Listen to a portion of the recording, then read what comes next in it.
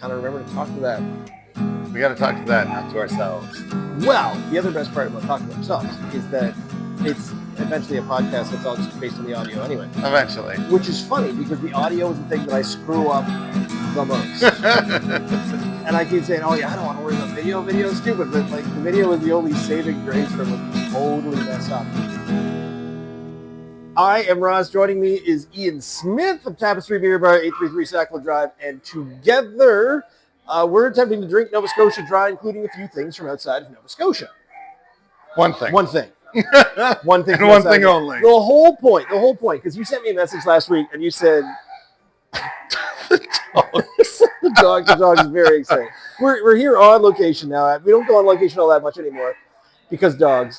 But we're right here at Tapestry Beer Bar, 833 Sackville Drive. But Ian sent me a message last week and he said, I've got a Pliny the Elder. You've got to try it. And I believe my usual first answer is, what's a Pliny the Elder? It's about how that went. Yeah. So, I mean, I've been talking about it for a while. It's funny because I lived in the Southwest United States for a long time. Yeah. And the whole time that I was there, I had no idea what it was. Nobody had bothered to inform me. So at that point, Russian River was keeping their cards very close. Okay. So they weren't even selling outside of California. Okay. Being able to get it here on the East Coast is a very new thing. Yeah. Within like the last, I think, year or two. They've reached out and I think they're in like 8 or 10 bars in Las Vegas. So if you happen to be going on a boys trip or girls, you're going on a bachelorette, you're going to Vegas, you can go to Russian River's website and you can click on where can I find your beer? And it'll show the locations where it's been. Now, that doesn't mean necessarily it's there because it sells out really fast. As soon as people find out that it's there, it's like a black hole and it just sucks everything in. So it's a big brewery. It's a massive brewery. Okay. So they've opened up a second location. So they started really, really small back in the late 90s in a really small little town called it's not called Santa Fe, Santa Rosa, which is an hour outside of San Francisco. Okay. So you can imagine like how we visualize the drive out of Halifax into the valley is kind of sort of like when you're driving from San Francisco to Santa Rosa. North. Yeah. But also like the scenery. So as soon as you get outside, you cross over the Golden Gate Bridge and then you're driving through farm country pretty quickly. And it's just all of these big, beautiful rolling hills and hundreds and hundreds and hundreds of miles of vineyards and like God's country. It always gets me, and I look this up every now and then, where I grew up in Nova Scotia. I've been here forever, and when I go into Halifax, sometimes I think, ooh, I could never live in the city. Yeah, I get that. It's not a city. It's not. It's barely a city. So, and then it's getting there. I look up other places, and I think there are comparable cities in the States that I've never heard of. Yeah, for sure. Like similar size, similar vibe and everything. Yeah. Everyone's heard of New York City, everyone's heard of LA, everyone's heard of Chicago. Yeah. But we're talking like, what's one down from Des Moines kind of thing? What's outside of that? So that Jamestown, Pennsylvania, probably. And that's Halifax is about, I don't think it's quite that size. Like the 500 to 750 range is definitely pretty under the radar. I've been just trying to appreciate just how many people, just the population density of the United States is. Yeah. So when we're talking about and the only way that I'm putting this in perspective is, okay, a Halifax that's 9 Halifaxes wide and 9 Halifaxes tall. Yeah. You've got yourself approximately San Francisco. Right. And then an hour outside of that, if you went to the valley and there was Oland Breweries was main right there, and they were just starting up and then expanding out a little bit, but it was difficult too because an hour away there was 5 other Oland Breweries. Right. Like, we don't have the company, we don't have the businesses, we don't have the industry. I mean, it kind of exists, but just in a much smaller scale. Yeah, for sure. And that's what I try to wrap my mind around. Yeah. So when you're telling me that there's this, and it is pretty famous, I see it popping up online every now and then as well. Yeah. It's like, oh yeah, you all know about this, and even just the craft beer subreddit, I'm baffled. Yeah. I'm baffled by Yeah. all the time. Someone says, "Hey, I just picked this up." Oh yeah, I got that the last time I was in Delaware. Right. I'm like, how do you remember like state to state? God, I'm still trying to remember all the ones that I just tried here in Nova Scotia, and so things overwhelm me quickly. Yeah. And so I think I live in the right place. I mean, it would be really overwhelming really fast. So here's a staggering number for you. Yeah. Last time I looked this up, so I mean this is pretty close to accurate. So Canada and California have approximately the same population. Okay. More or less, within a couple of million. 35, 30. It's 40. Oh, we're up to 40. Okay. Yeah. 40 in both. Yeah. Give or take. So it kind of goes without saying that there are the same number of craft breweries in Canada as there are in the state of California. It would be an assumption. Yeah. But definitely wrong. It's true. Oh, is it? So there's around 1,200, 1,300 craft breweries in all of Canada. And there's over 1,200 craft breweries in the state of California. Right. And California is about half of Quebec? As like a square kilometer thing, I don't know. Uh, It's pretty wild considering like everybody thinks that California is so warm all the time. Northern California on the California-Oregon border is above Southern Ontario. Yeah. That's how far up it goes. It's pretty nuts. It's pretty crazy. But like, I mean, so that alone, like you could spend your entire lifetime drinking your way through California and never scratch the surface. Yeah. Yeah, absolutely. Yeah. Well, that's why, yeah, starting this whole thing and trying to drink of the breweries in Nova Scotia, Yeah. I liked it as a project because it seemed easy. easy. It's Sure. doable. 100%. Let's say. Definitely doable. Except those little bastards keep on making new beer that you got to try. There's that, and you got to try everything of that side as well. And then you forget it with the little ones, and then some of them close, and then one opens, and you don't remember. But so Russian River, Yeah. and they exist, and So okay, so we got to go all the way back. We'll go back. Yeah, so we'll back that up. So you can say like, yeah, like Halifax was a big deal now, and then like, but you have to understand like in the mid '90s, San Francisco wasn't really the thing it is now. The only reason that San Francisco is what it is because of Silicon Valley. Mm-hmm. I mean, San Francisco was always like a big town, but San Francisco's population before Silicon Valley, pre-internet, was approximately the same size as Halifax.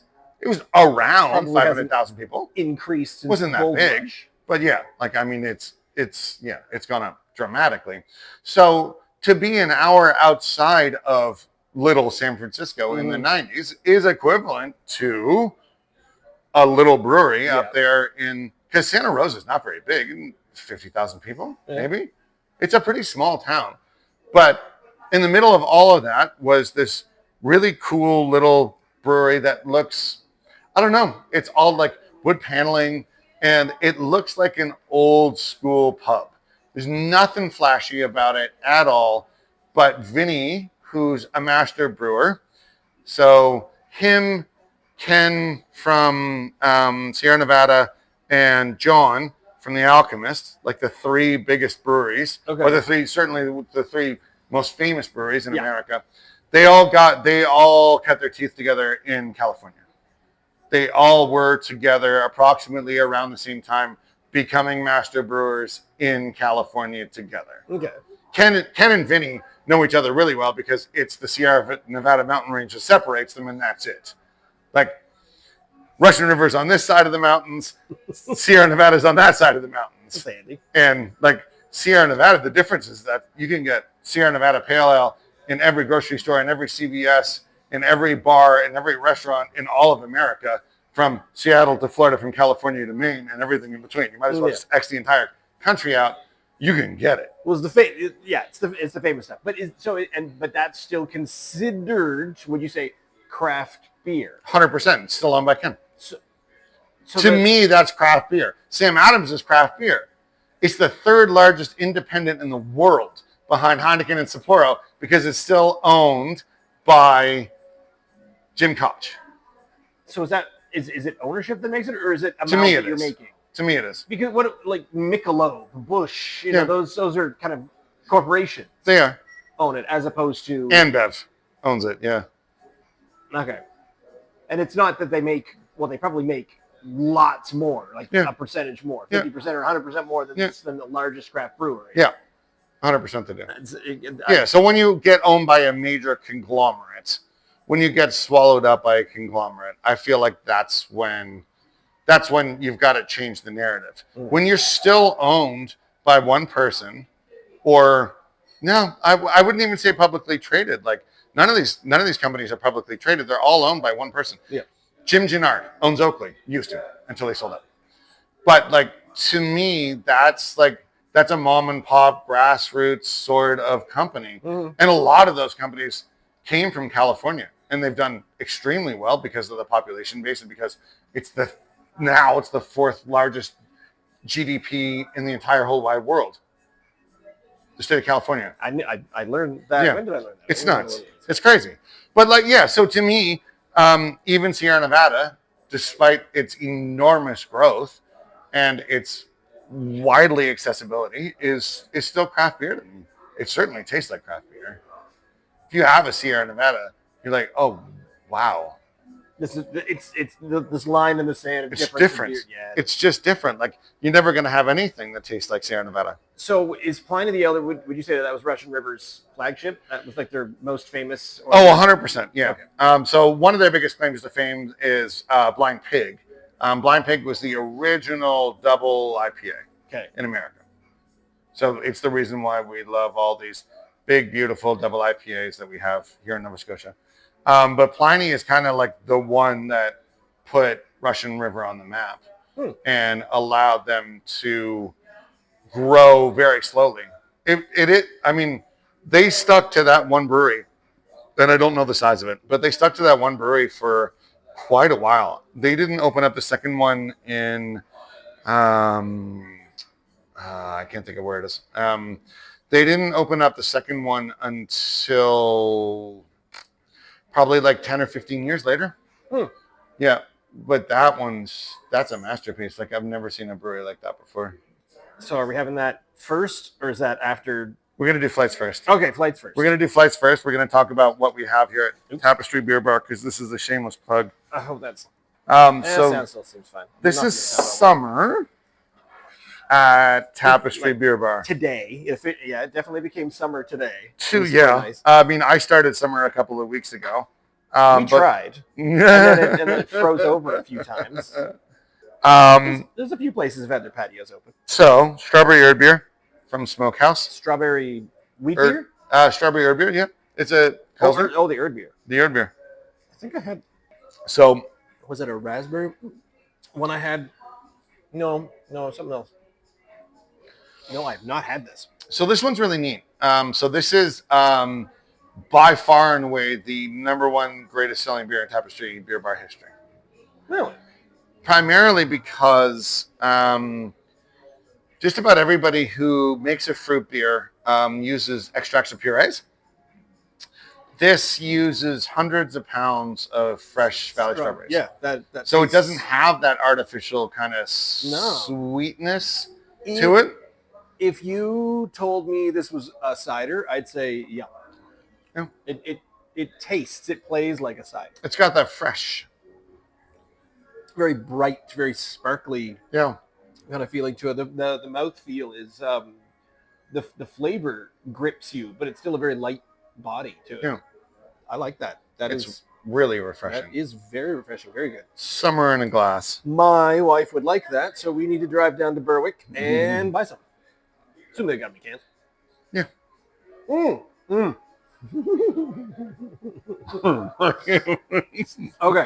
Okay. So, I was on my way down. I did not tell my co-host Ian what the plan was. So we were on last week, and I messed up the sound. As I mentioned. As you do. As I do constantly. Oh, no, wait. Was last week the one that I messed up the sound? Anyway. So, and then I think you messaged me, was it Wednesday or Thursday? I can't remember. It was very soon after after we did last week. And then I thought about it, and I was like, yeah, because I'm pretty sure Ian, my Ian had been available for 3 weeks in a row, and usually that means that his next one he's going to be on night shift. Okay. So I reached out to him, and I said, hey, are you on nights next week? He said, oh, yeah, unfortunately so. I said, well, then, all right. In that case, I'm going to say yes to an adventure, and that's all I That told works him. well. I said I'm gonna do a thing. He says, "Yep, okay." Oh, cool. so he doesn't even know this. Oh, he does now. Okay. Because when I posted that earlier today, and Yeah. then, I put up the thing, and here's what's Oh, going he's on gonna tonight. be pissed. So I get a message from him saying, where is it? He's gonna be pissed. It's good. It's, So for clarification, Ian's the hophead. You're the malt guy, and Ian's the hophead. we've both been just total malt aficionados. See how it tells the but story. he likes the IPAs. He loves the IPAs now. You don't love the IPAs. You tolerate them. I love a juicy or a hazy IPA. I still don't like a bitter West Coast. So, 3 o'clock this afternoon. Hey, Mr. Beer Man. Rebecca is asking if there's any of that pineapple IPA left at Tapestry. Would you bring back a bottle, please? Hold your laughter. And I ask the same of the Pliny the Elder. Full reimbursement is assured. I'm jealous. Have fun. So I said, full reimbursement. I said, I don't think he bottles anything. He sure doesn't. And I'm fairly certain the Pineapple Dippa is long gone. Oh, yeah. I haven't had Pineapple Express here for, Yeah, it's been nearly half a year. So he hasn't quite visited and hung out with you often enough to know not to ask that question. Correct. But Indeed, he has. I read it and I went, and that's fine. And that's fine. So, and it just means, and this is what I do, where I keep trying to explain to my friends, hey, you got to come around and we'll meet there, and then you'll experience, and then you'll see what's going on. I mean, it's a hard thing to explain, and I'm caught in a weird situation because our beer is obviously taking off, and it's getting a lot of traction. People really love what Jeff and I are brewing, which is great. I don't want to grow too fast. I don't want to make that mistake. I don't want to leverage myself too much. So I get caught in the middle between okay, demand is way up here and supply is here right now, which isn't necessarily a bad thing to have. No. It's not a bad problem to have. I'd like to close that gap a little bit. Yeah. So you talked about getting another tank system or getting a larger tank system. So but the next step up from where I am now, that's going to cost me like $15,000.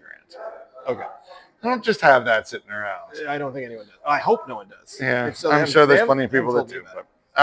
So the entire model is it's perfect for what Ian and I do. So we should honestly be here once a week because you travel around. You do the travel that we don't always have time for. I do. And you bring it all in. And this is the best of the best. We travel like this. It's next door to me. This is up in Berwick, and I haven't tried it yet. And I'm like, what am I doing with my time? And I'm driving my kid to rugby tournaments. But in trying that, so this is perfect for all of the Nova Scotia craft beer podcasts and people that want to try everything because you start here and you and I'm trying these ones from all the different corners, and booyah, that's fantastic. I mean, it is cool. So it's useful for me. Is what I'm saying. It's really and anybody who self-identifies as like a beer nerd or a beer drinker. I mean, my ethos here at Tapestry Beer Bar is number one. I look after the little guys and girls first. So it's always going to be small, cool, unique, interesting breweries that maybe you've never heard of before. Yeah.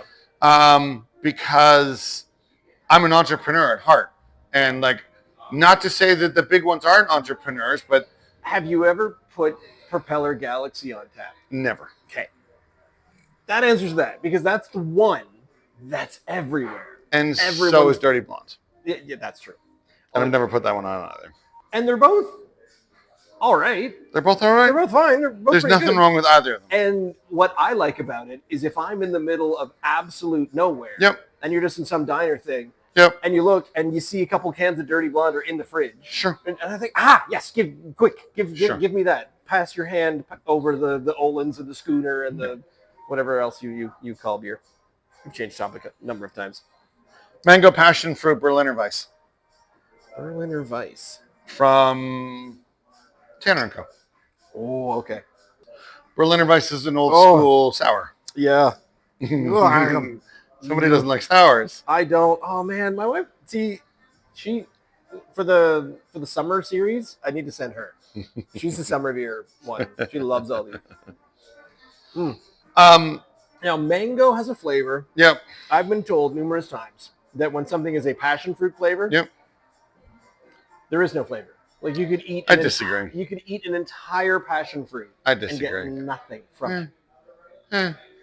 There's way more in. What's the one I'm trying to think of? Not persimmon. What's the one where it's all the little bubble seeds in it, and it's really difficult to eat and to open.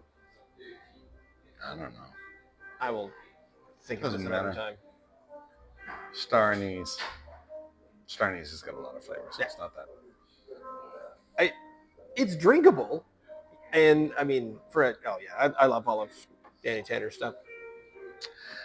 Dan Tan. Oh, so I'm going back to if I can just backtrack for a second.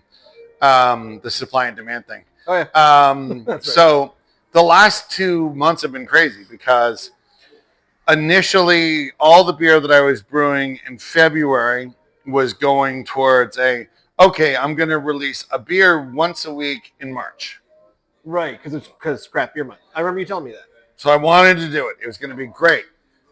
I fucked up my very first beer for the very first time. Oh no. Yeah. So the first beer in the series of 4 was oxidized. And I poured it. I was like, oh, you've got to be fucking kidding me. So that changed the entire dynamics. So, but it was fine. Like I still released 3 and that was great and whatever. All the beer that I was making in March went to the Science of Beer because it takes about a month to get that beer up and running and ready in my system. And then there was only like less than 30 days, about 30 days until 5 weeks. Together We Brew. Yeah, it was 5 weeks to Together We Brew. So all the beer that I made in April went to Together We Brew. Ooh. And then here we are heading into June. Yep. June 20th is going to be, I mean, it's 2 days later, but whatever. It is going to be Tapestry Beer Bar's 4-year anniversary. Okay. And Sac Vegas Brew House 1-year anniversary. On Friday, June 20th, I will release 6 of my own beers. 3 that people have tried before, 3 that people have never tried before. In addition to that, as part of Tapestry's 4-year anniversary, I'm releasing 8 beers from 8 breweries, one-offs for Tapestry Beer Bar's anniversary. They've never been made before. They may not ever be made again. You cannot get them anywhere else except Tapestry Beer Bar. I'm doing the math in my head. 12. And 14. I can... That was terrible math. Normally I'd say, oh, I'm busy. But that is something I can't miss. That I felt really bad. I missed Together We Brew because my daughter had sports. I was available for Signs of Beer, and I really enjoyed that event. That was great. And so yeah, I can't miss this birthday. So it's going to be fun. It's just going to be a lot of fun. Hope no one's in provincial finals, which she probably will be. June. There's no school sports in June. Sweet. No. We're done. Yeah, they're done that, and it's a Friday, and I don't usually have plans on a Friday. Here it is. And no one's got plans now. Yeah, no one's got rehearsal. All right, and I'll bring Ian. I'll bring our friend Tim because he's down here and he's always offering us up a place to stay. He lives over in. He's nearby. Yeah. And also Corey Windsor Junction or something. Corey and Jeff are over there as well somewhere. So I got a few people, but okay, yeah, that's going to be the push. I'll see if I can get a small group here for that. Are you playing music? Not till Saturday. So if you want to come listen to me spin. Which I do, but I also part of me wants to come in and like bring friends and introduce them to you. Okay. And I Fair want enough. you to talk their ears off. And stuff well, like that, so. I won't have time to talk their ears off because unfortunately, more than likely, I'm going to be bartending on my birthday or on my bar's anniversary. I should probably take the day off. It would be nice to actually like be a part of the celebration. Mm-hmm. I was last year, primarily because me and a buddy of mine sang. Have all your bartenders taken a bartending course? We all have to. I've never taken a course.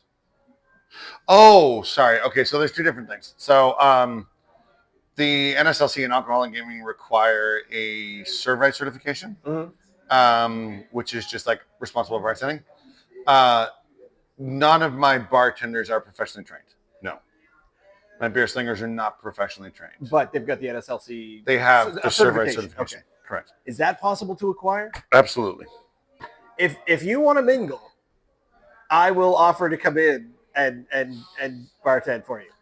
That would be fun. What kind of qualifications do you have? None. What makes you think that I'm going to allow you to start slinging beers? Exactly. Yeah. Why are you rushing? Why are you going? Because that one was sour. You drink so fast. You got to get that one through. You just drink so much faster than me. That's all. Well, something. This is amazing. Another one that you're going to find at Tapestry Beer Bar all summer long. Erd beer sticks around all summer long, as does Summer Lovin'. It is a lemon shandy from Church. Yes, it is. Very lemony. And it's got ginger ale. I got lemonade, like just a fizzy lemonade, or like you know when someone makes you a lemonade and you think, you made this yourself. Homemade. And not just a freshly squozen. Yeah. Freshly squozen. This tastes like someone made a really good lemonade. Because there's a hint of a hint of imperfection. Okay. Where you know what? The lemon flavor is just tweaked a little bit more and less sweet than it could be, and so that. Can you pick up the ginger? I can pick up the ginger ale pretty readily, pretty easily. Not ginger ale, it's ginger beer. Well, it's ginger ale, but okay. The bitterness is there. Yeah, I mean, it is. Yeah. Imagine that was minty. I mean, minty. Ginger ale mint? I don't know. I drink that and I smell mint.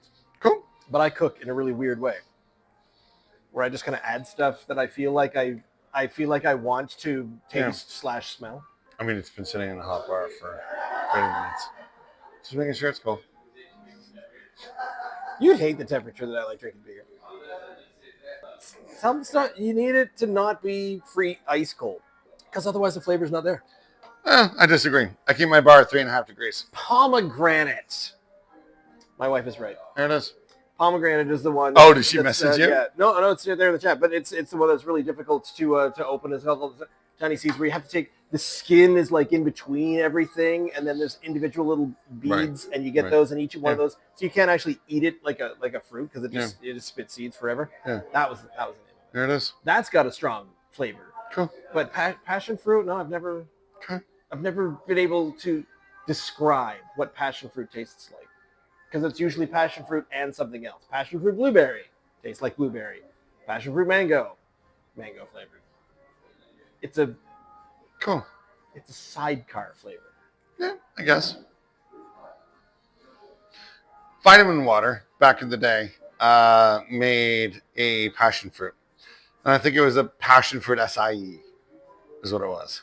Now there's another one, because they're when you match it with a strong flavor. I'm not sure it's that strong, but to me, it's what I associate with that vitamin water from when I was a teenager. All right. It's sort of like that really interesting sort of like dry, like that I get in that. Because mango is not that at all, obviously. No. And it's not the dry part or it's not the sour part of the Berliner Weiss, but there's that in-between thing that's like it goes from mango, and it's not the sour part, but anyway, excuse me. That's what this reminds me of. Oh, excuse me. Where it's a lemon, a lemon shandy. Lemon shandy. When I was in Ottawa for a short period of time, I did a work term when I was in university, so this would have been 99. Yep. And I don't even remember who first served one of these to me, but we went into the beer, back when there was the LCBO and there was the beer store. Right. And they had what they called malt lemonades. Okay. And they were branded. So you could get a boomerang, or you get a cyclone, and I think there was a hurricane. So there was several competing ones. It was this big summer flavor, and you could get all these malt lemonades. Yeah. And it was like this, but if you had that kind of that malted, that sweet malt flavor to it. So and I've never been able to find that. Nothing's really ever come out in this direction, and I've been meaning to try just the original, malt liquor of Colt 45. Never had it. I'm not sure I've ever tried it either, to be honest.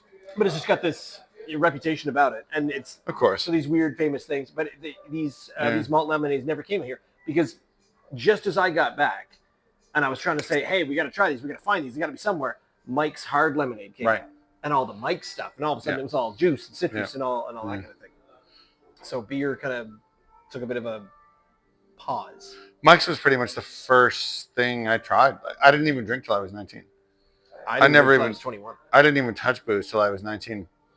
And I was in school in Ontario, Wilfrid Laurier University.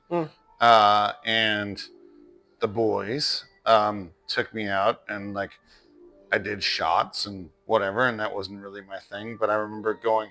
I think my birthday was on a Wednesday that year, and then on a Friday, I'm like, so I went to the local club, and I was like, what am I gonna drink? Like, I don't know. And the bartender's like, what do you like? I'm like, lemonade. He said, here you go, have a Mike's.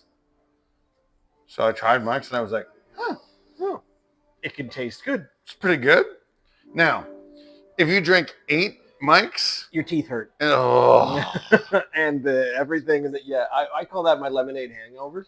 Like, even just regular lemonade. If someone pours you lemonade, we had a lemon flavored beer a few weeks ago, and I was telling Ian about this, where if even at the side of the road, the little kid's got a lemonade stand. I have some lemon. Okay, yeah, here you go. And then do you want another one? Nope. No, I do not. I cannot stand that furry, citrusy. So it's the exact same thing for me for Cider Fest. Ciders. Yeah. So me and one of my old beer slingers, Jamie Bonvie. Jamie's a big cider girl. She and I did Cider Fest in Mahone Bay, I think. Up at like a church or something like that. It was interesting. Anyway, we got invited to go to that. And even taking tiny sips out of tiny glasses, I think we did like 8. Okay. Of just like a couple of ounce pours. And I was like, I can't do this anymore. Like my mouth is just like, like just the sugar content in those. Like maybe if I had brushed my teeth in between, but even then, obviously it would make it taste disgusting. Like a mug of water, probably. You'd be so hydrated. Man. We went to a cider thing last year. The Apple Blossom Festival had a cider fest that we got tickets to. I think, my wife won them on Facebook. And then she said, "Oh, we're going to the cider thing," and I went, because I was expecting I'll try 6, and then I'll just be me and my teeth got to get out of here. I just got to. But there was a couple places, so I kept finding that. And everyone kept being really proud of their, try this. It's a really dry apple cider. Get out of town. I don't want no. But then as soon as you'd hear like weird, here's a pear cider. Like, bring it. Bring me the pear cider. And so it was, we've got a blueberry mix over here. Yes, put that in the glass. And then one over the side. We've figured out a way to make dandelion cider. Yeah. So the thing was, I tried maybe about 5 of the apple ones, and then I think I had 3rds, 4ths, and 5ths. Of the pear and the blueberry and the once I found ones that didn't hurt to drink repeatedly. So it's just the pure acidity. It's the pure acidity of apples. Like apples are just so acidic by nature that it's just it's rough. There's got to be something to it though of drinking it, and some apples are more acidic than others. Obviously, so you talk to a cider place and they'll tell you, we only use No one would use a Granny Smith apple. It's crazy. Gravenstein. Trying to think of another apple type.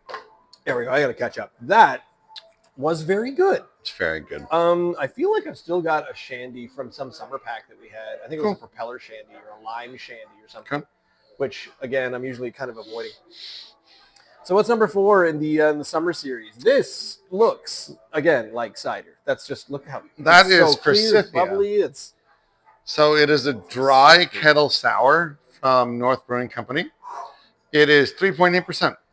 I love dry kettle sours. And so I never even liked sours. For the first 2 years of Tapestry Beer Bar's existence, I refused to put on sours. Sours are stupid. They're disgusting. Never shall I ever put on sours. We avoided drinking them. And then I said, okay, we have to. Because they're making them, so we have to drink them, So try them, and say what enough people badgered me, Yeah. and I had to, quote unquote, had to. So the very first sour I ever put on was Silver Tart from Big Spruce, I like that one. I did like and that. I've trained my palate now. So now I love sours.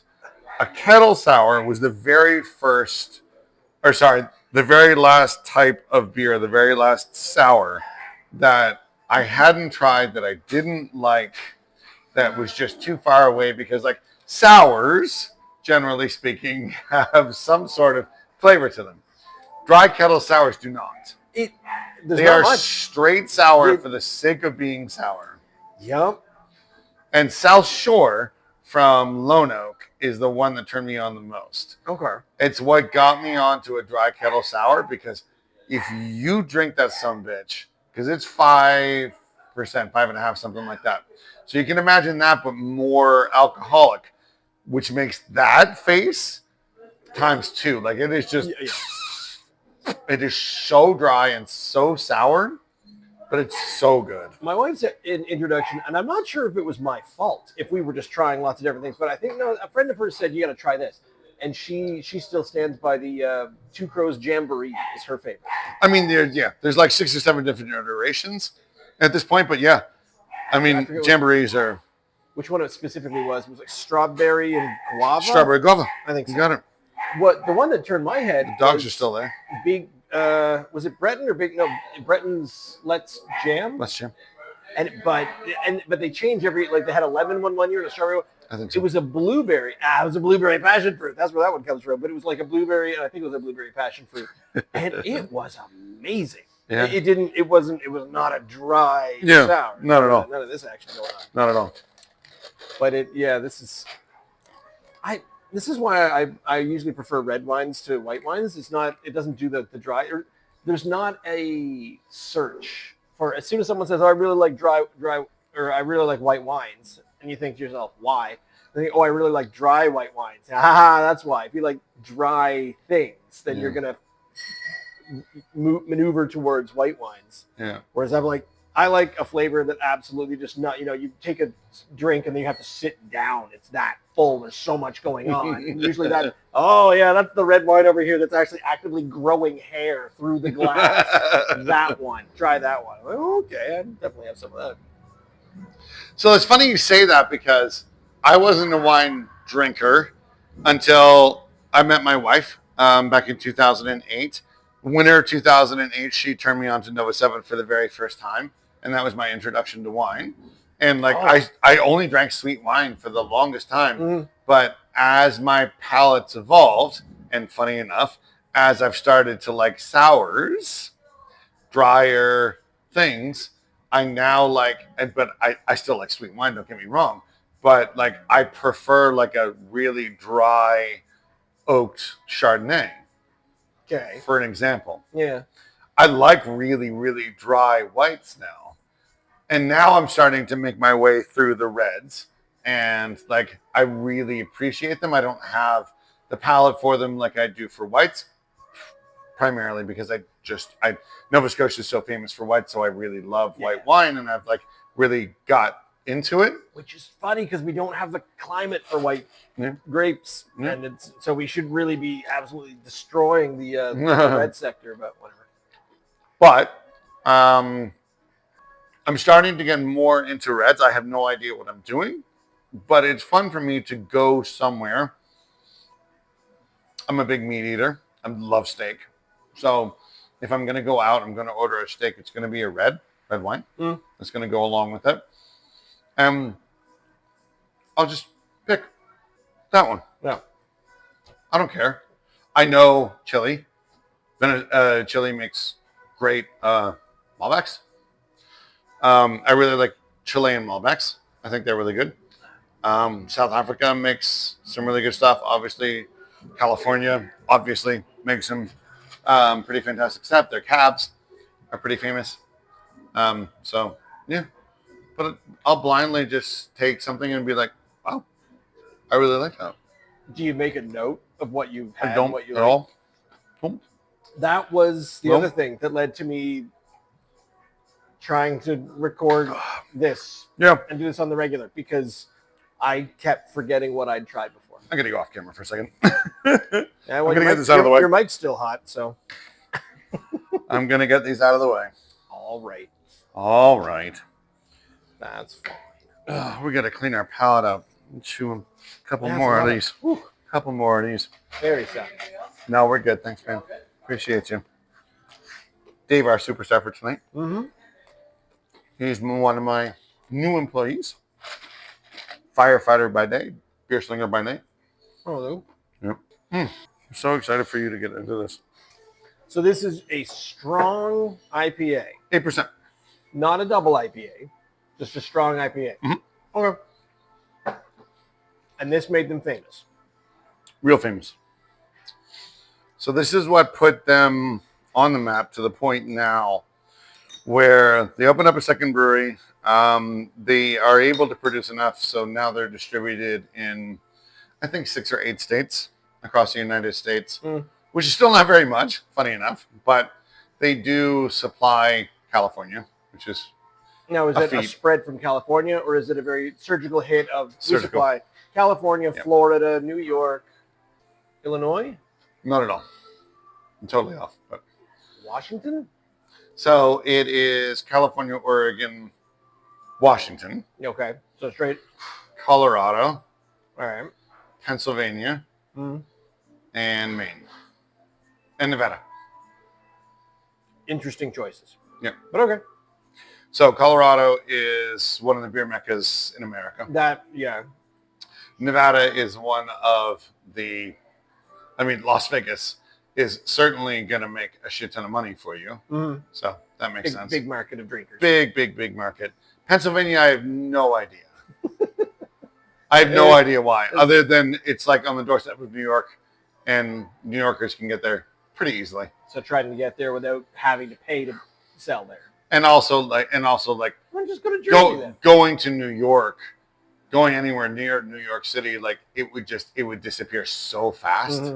And then Maine is just like, Maine's a smart move because there's so few people that know about Pliny, but now that it's starting to get like market saturation in Maine, people are starting to like really kind of wake up to it. So is this you go for a drive, you drive over and you pick some up and you bring it back?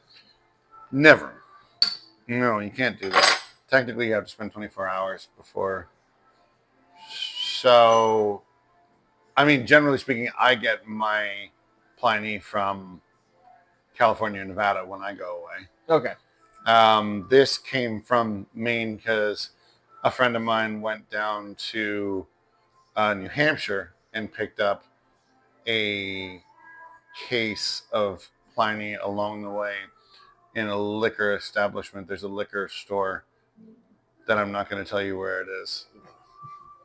That's fair. Off camera, maybe. That's fine. No, I was just curious because we are in some times where it is not favorable, and we're all supposed to be making sure that we're not purchasing anything that's American and whatnot. So I know how it's. So that's frustrating for me as an American citizen to hear, and I know, and I get that. I do understand all of that. However, I don't think anybody, and very few people in America, agree with what is going on down there. And that's what it used to come back to, because I spent a year working phones. I was at a call center out in Glasgow, and we did AT&T wireless support. Yeah. Oh, no, it was a different one. But I was doing AT&T wireless support down in Dartmouth, and then I did Microsoft support in Glasgow. But I was talking to Americans. Yeah. It was an American clientele. Yeah. Talk to them every day, and everyone said, "Oh, what's that like? Aren't Americans crazy?" Nope. Americans are not. When you talk to them on an individual basis, no, everyone's normal. Everyone's fine. Everyone's happy. Everyone's actually in a pretty good mood about stuff. It is a really easy conversation to have. And you tell them you're from Canada, and there's a little bit of a surprise of, oh, expecting me to sound like, Yeah. some crazy French Canadian Right. lumberjack or something like that. Right. But once you get past that, it's, oh yeah, that's really, really nice. And so I always said, it's not, I said, I think I have a problem with Americans as a mob. Not a problem, but I have less trust. But on an individual basis, Americans are just Americans trying to get by. It's sort of like I wouldn't want anyone to judge every individual in our country based on who is the leaders or the leadership of our country at any one given time, ever.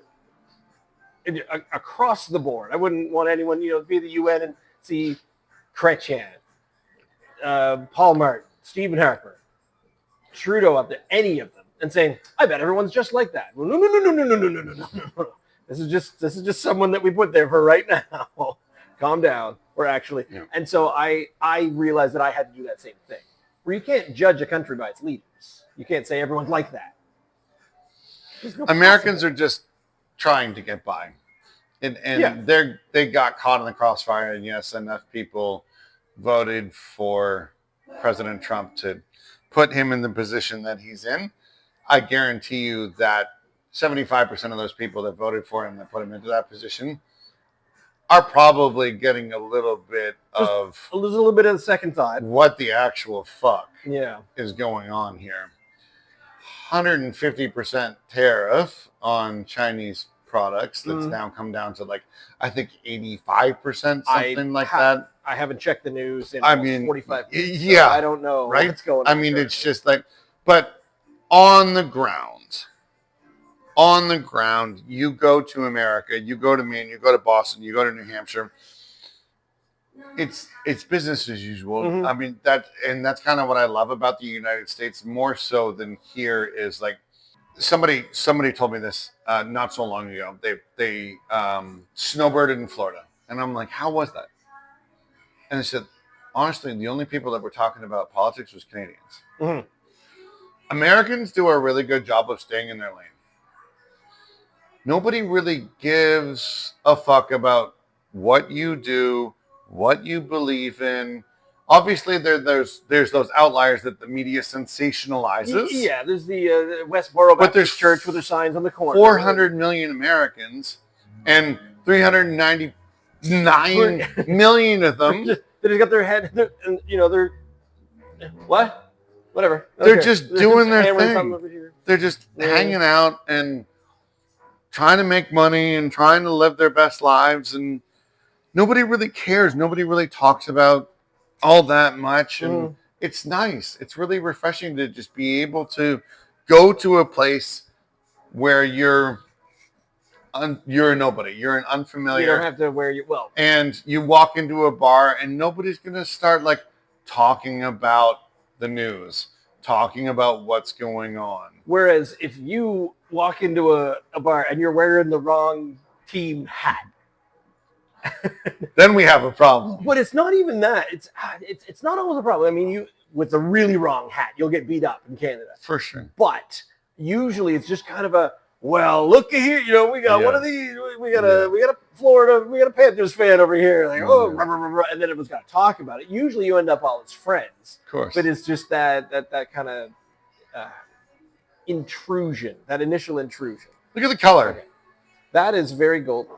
That is exciting. Like the look of it, you wouldn't think, okay. And it doesn't smell like an 8%. Damn. Now that smells very crisp. Cheers. All right. Enjoy. Well, that's incredibly smooth for a bitter, where it sticks a little bit at the front. Since I'm a bitter IPA, but all right, yep. And I'm not the biggest IPA fan. It reminds me of all of my favorite IPAs that I reluctantly say this is incredibly delicious.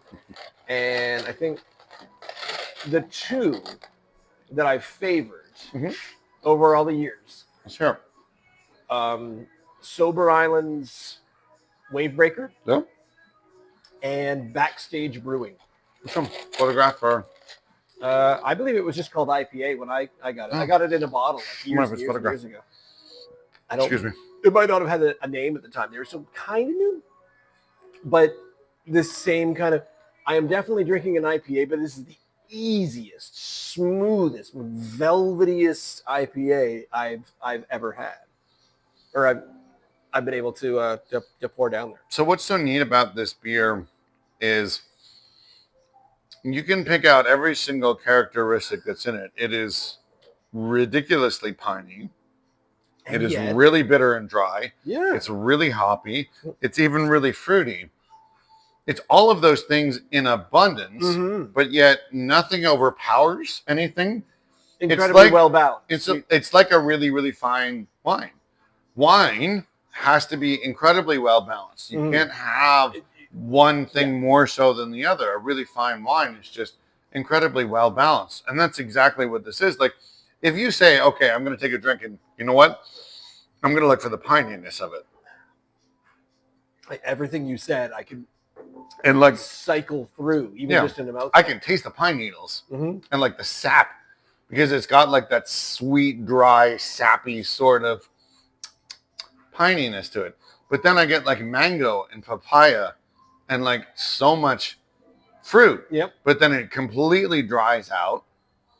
It has that really West Coast dry bitterness to it. But not alone. But not alone. We're mixed with every single thing else. So you like I would probably say things like, oh, this is it's definitely got elements of a New England IPA, but with West Coast pieces. Yeah. Or you could say it's a West Coast IPA, but with a little bit of a New England kind of smooth citrus mix in there. So it's just a really, really well balanced. And again, are you sure? It does not taste like an 8%. Yes, I am sure. What do I have on my, oh my God, there's so much reading material. Right there.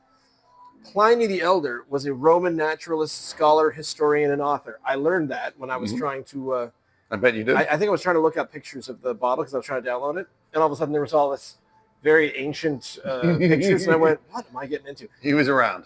In his writings, he refers to lupus salictarius, meaning wolf among scrubs, likely an earlier reference to hop vines growing wild among willows. Pliny the Elder died in 79 AD while saving people during the eruption of Mount Vesuvius. Damn. He was immortalized by his nephew and adopted son. I was about to ask if there was a Pliny the Younger. There sure is. Pliny the Elder and beer is a full-bodied hop-forward double IPA. Keep refrigerated. It doesn't say double IPA. Okay. Fresh to best enjoy this beer. Because I thought it did just say, everything I looked up just said Pliny the Elder. It is a strong IPA. Does not improve with age. Hoppy beers are not meant to be aged. Keep away from heat. They are not. Respect your elder. Keep cold, blah, blah, blah. Is a historical figure. Don't make the beer inside this bottle one. Not a barley wine style ale. Do not age. Age your cheese, not your Pliny. Respect hops, consume fresh. Yeah, that, the one I brought you, the sea level, I think that's the 2023 winter barrel. Okay. So I was wondering about that. It's been in the bottle since then. Awesome. And I'm like, I think that's a good thing. I'm going to keep going. Dark beers for the most part, yeah. Yep. Dark beers are made to... I mean, optimally, you'd pour it back and put it in a cask and let it age even longer than that. It smells like hops. So, like, funny enough, not an overpowering hop. Yeah, so we've got a clear line of sight to my brewery, just right over there. And I dry hopped one of my anniversary beers just before you got here. Okay. And as soon as you cut open that bag of hops, that's what I mean, yeah. So the kit beers that I've got, and you do the whole recipe, and you do the boil and the mash and the wort and everything on the stove. But the last one I did was a black IPA, and it was dry hopped as well. So I thought that was kind of fun. You put it in there, and every time, so the last couple of kits that I've done, where you crack open the bag of hops, it always takes me back to I worked a summer job, a couple of summers, I think. It was over in Burnside at Brewing Centers, which I think got bought or turned into Noble Grape. But back when it was Brewing Centers, it was done by, oh man, I don't remember their last names. It was Mark and Steve, and they were award-winning beer makers. They're the guys that still own Bridge Co. Pretty sure.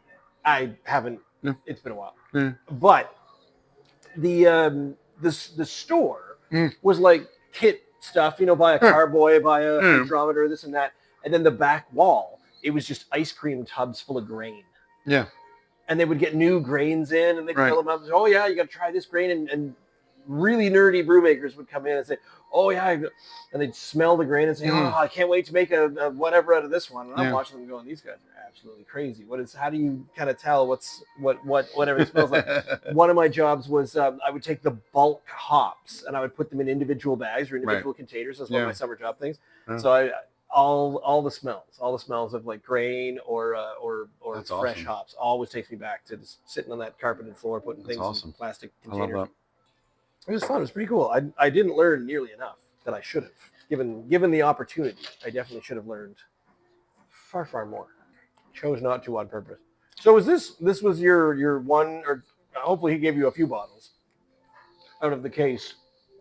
Okay. I got 6. So I'm not splitting your only one. That's good. I appreciate it.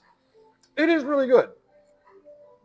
I'm not the biggest IPA person, fan, everything. I know. But like I say, this is of those IPAs that I said, wow, okay, this is something that I can really easily drink because it's so well balanced. It's so smooth. The body, the mouthfeel, everything is all there that I appreciated it. But it's why when I'm at an event and someone walks by, like a server, and they've got a tray, and they say, oh, smoked salmon. And I would say, if I were hungry or starving, yes, I would eat smoked salmon, fine. But I don't get the allure of people that are just, it's like, oh, smoked salmon, it's the best thing. They just flail on the floor. I think I'm not going to do that. So if you're offering up, buttered lobster or smoked salmon, I'll just say, no thanks. I won't take that experience away from someone else. Right. So if there's, a case of Pliny the Elder, I would see it and I'd say, oh, I got to get that. And I know exactly who to give it to because I'm not going to drink it because I would realize its value and know that it needs to get to the right person. I don't need to be the one that consumes it. Fair enough. Unless, of course, dying of thirst, middle of the desert, it's going to save my life. Okay. Yeah, absolutely. A special occasion, I don't know, some kind of thing like that. But no, it's the kind of thing where it's making me learn to appreciate things that I do not gravitate towards. Yeah. And all it does is it just helps me target potential gift ideas. I don't like sours, but I'm mapping out getting some of that for my wife, all of that for her. And I'm sort of like, okay, she's got to try all of that. She's gonna be so jealous that I had a flight of sours tonight. But thanks. No, I'm glad I now finally have a base reference when you say Pliny the Elder. And I can just say something like, no. It tasted worse than that. It wasn't like Pliny at all. It was like that, but way more tree. Like tree bark. I mean, people, it's funny, me being in the situation that I'm at where I steward this whole Tapestry Beer Bar ship. And I bring in all of these beers from around Nova Scotia, and I feel like I bring in the absolute best of the best. And that's not an ego thing. And that's just I take an immense amount of pride in saying, okay, out of the beers that are from around Nova Scotia in this category, in this style, this represents at the very least top 5. Mm-hmm. Very least top 5. Worst case scenario. I don't think there would be any success without that. Like, you can't just say, oh, I need to get a random 5 Pilsners. I mean, every other bar in 3 out of Nova 5 of them Scotia seems to think that that's totally fine. But, I hold myself in this bar to a higher standard. So it's funny because I spent so many years in the U.S. and it's not, Nova Scotia makes great beer. Don't get me wrong, but we're getting there. You have there's so many more options in the United States, and when you have 10,000 breweries across the entire country, you're bound to have some pretty fucking good beers. And I've gone out of my way to try the absolute best of the best beers from around North America. Mm-hmm. I've tried them pretty much from coast to coast in Canada and just about everything. Like certainly top 25 breweries in America. I've been to every one of them and I've tried every single one of them. So when I'm hard on a Nova Scotia beer, it's not because I don't like the person that brewed it. I guarantee you, because I know every single brewer, I know every single owner. You seem to like the beer despite how you feel about the brewer. So There are those situations. I never think that your opinions of the person affect the beer, because I know how you feel about all of the people, or specific people. Specific. Sure. You're not shy. You're not shy about that. I'm not. I'm sure this sentence is about that asshole. He makes a really good beer, and it's easy to do that. Nor am I shy about saying that nice guy makes shit beer. Yeah. There's a lot of shit beer. There's no correlation. There's a lot of shit beer in Nova Scotia. There is. There just is. Yeah. And people are obviously 130% entitled to their own opinion. I'm here to say, okay, I see you. I hear that you think that beer is good. Yep. I think you should try this beer. Why don't you try this beer? And when I'm hard on Nova Scotia beers, it's because I've had the fucking best of the best. Mm-hmm. And I want everybody to do better except Greg Nash. He makes really fucking good beers. That is true. Greg, I can't fucking tell Greg Nash to do anything because he'll just tell me to fuck off. Yep. And I'm fucking wrong, and his beers are fucking amazing, which they are. Everybody else can learn something about how to make fabulous fucking beers, and that is a shining example of a really fucking good beer. And I wish every Nova Scotia beer tasted that good. Okay. This good. How do you put into place? Here is the plan. First, step one, become millionaires. Step two, I love step one. we rent a bus. 100%. We get like a team bus, like one of those nice swanky ones that the NHL teams want and whatnot have. I mean, I was going to go straight to the New England Patriots, but you went to the NHL. It's fine. Patriots bus. A fancy nice bus. Patriots bus. And then we get the crew. You load up in Halifax. Let's do it. Say, all right, here we go. We're going to New England. Yep.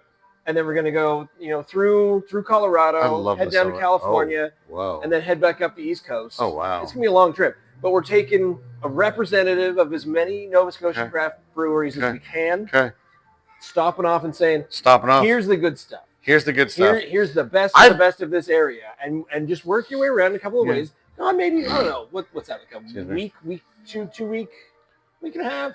It's about a 2-week trip, round trip. I mean, a week will get you there. So I've driven across America 8 times. Okay. A week is driving 9 hours a day for 7 days straight from California to Nova Scotia. Okay. It's not insignificant.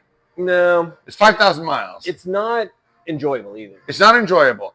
2 weeks, I've done 4 trips. Half of the trips I've turned into 2-week beer fests. You've already done this. You just didn't drag all of the. Yeah. I see. Yeah, this is the become millionaires part of it. Is you turn it into an educational experience. Oh, 100%. And you come back, and everyone else is all 100%. Of a sudden, I can't wait to go brew this one that I call, kicking a dead armadillo on the side of I-95 down in Florida or something like that. Yeah. Wow. That'd be a good name. So when my wife and I decided to move back from Las Vegas to Nova Scotia in 2017, we did a 2-week road trip in the middle of the summertime, and we turned it into a pub crawl. So we stopped off. So luckily I have enough family where we went through 19 states, and I only made 2 stops where I had to sleep in hotels. Other than that, I was in family. I was That's with family, Oh, all right. which was amazing. My But family is not built that way. I could do that in Scotland, it but not here. was spectacular. Here's the final sip. Here we go. Salud. But it was so much fun because it was like, I mean, America in the dead of summer it's unbelievable. And I think what I love about America so much is the geographical diversity that it has. And every state is so completely different from the next, both in people and in beliefs and in geography, and it's so cool. Aren't you lucky you live in Nova Scotia? I sure am. Where the South Shore is different than the Valley is different from the North. I like sure the am. mountains of It is. If you don't like the geology, just drive an hour. Yep. It's totally different. We are a geological sandwich It's really neat. of a bunch of crap all squeezed together. Yeah. Well, Yeah. my battery's still only at 50%, but I'd say we did pretty well. An hour and a few minutes in, but thank you, especially Ian Smith of Tapestry Beer Bar, 833 Sackville Drive in Lower Sackville. Get yourself down here. I'm going to keep dragging people, and we're going to be here on June the 20th, which is a Friday, 2 days after the actual anniversary of the Tapestry Beer Bar and Sac Vegas Beer Company. Trying out all those new ones. I am definitely going to be here. I don't know what favors I need to call in, but I'm going to make that happen. I'm going to find a way to make that happen one way or the other.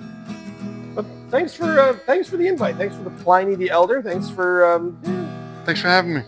It's a fun time as always. We are doing this usually every Wednesday night, 8-ish to 9-ish. And you can, what can you do? You can go to the YouTube page, youtube.com/@drinknsdry. You can find drinknsdry on the Instagrams, the TikToks, the YouTubes, and whatnot. You can find our podcast, all the podcasting places, or you can go straight to the source at drinkns.unsupervised.beer is where it all gets hosted by our one intrepid listener. But thanks for tuning in, everyone, and good night to you next week.